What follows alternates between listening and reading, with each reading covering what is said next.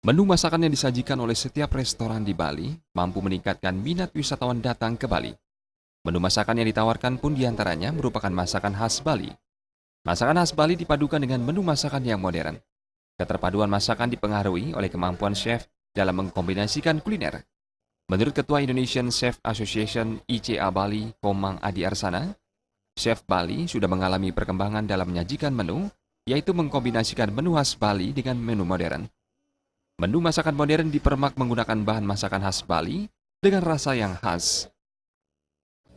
Sampai sekarang ini masyarakat Bali sangat luar biasa ya. Jadi teman-teman di Bali itu udah bisa masak semua jenis masakan di seluruh dunia ya. Kenapa? Bali yang komunal, pariwisata Bali yang komunal, kemudian banyak tenaga asing dan orang Bali tidak bodoh.